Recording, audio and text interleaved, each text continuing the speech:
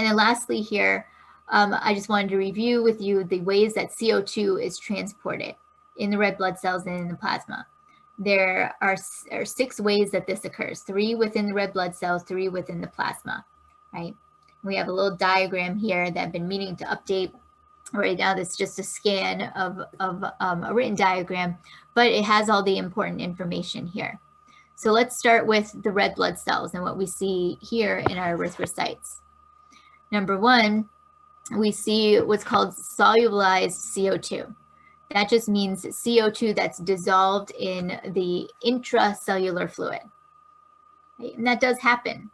First, the CO2 would become dissolved in the plasma at the level of the tissues, then move into the red blood cell, right, diffuse in, become dissolved in the intracellular fluid. How much will be dissolved in the intracellular fluid? It depends on the partial pressure of CO2. How much is going to be pushed into that plasma fluid at the level of the tissues based on the pressure gradient, right, from our tissues to the plasma. And then based on that, how much can then be pushed into the red blood cells will still be dependent on that partial pressure of CO2 and that differential. The main way that, that red blood cells carry CO2 is in what's called the hydrated state. Right? And that's when CO2 is combined with water in this bicarbonate carbonic acid buffering system. Right? So it requires that carbonic anhydrase to be present and working within the red blood cells.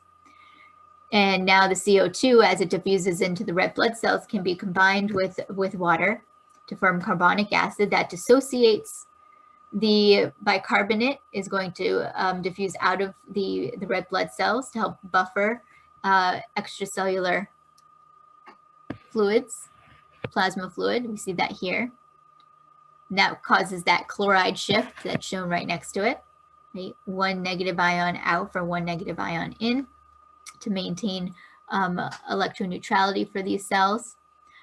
And then the hydrogen ions, when those are released, they can be buffered by the histidines on the hemoglobin, alpha and beta subunits, right? And during that process of the hydrogen ions attaching, we get the tensing of the iron ion within the heme and the release of oxygen, right, as part of this process.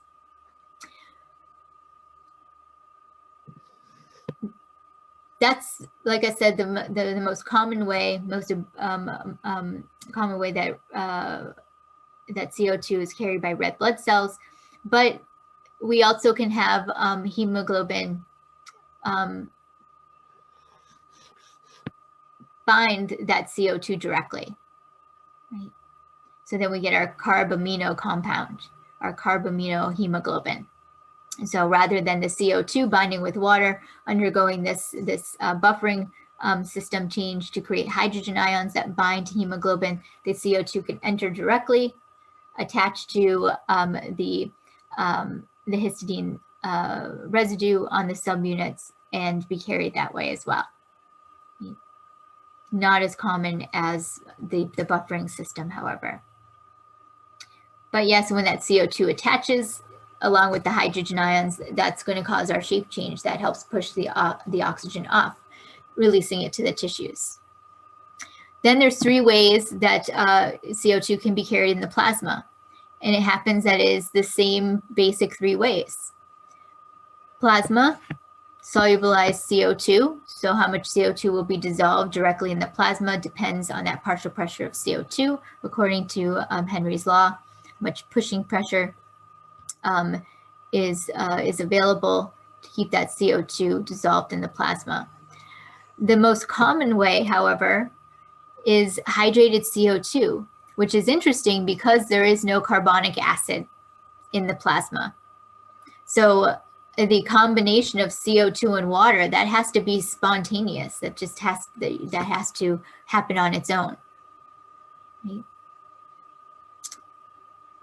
Less likely that it happens on its own than with having a enzyme like carbonic anhydrase present, but it's still the #1 way that the CO2 will be carried in the plasma.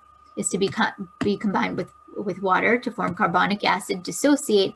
The hydrogen ions can then be buffered, mainly by entering the red blood cells and being buffered by the hemoglobin. But those hydrogen ions can also be buffered by the albumin that's in the plasma.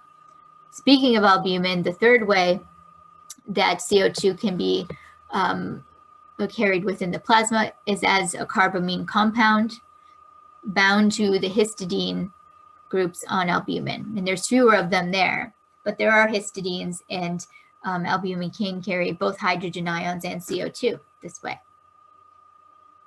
Right.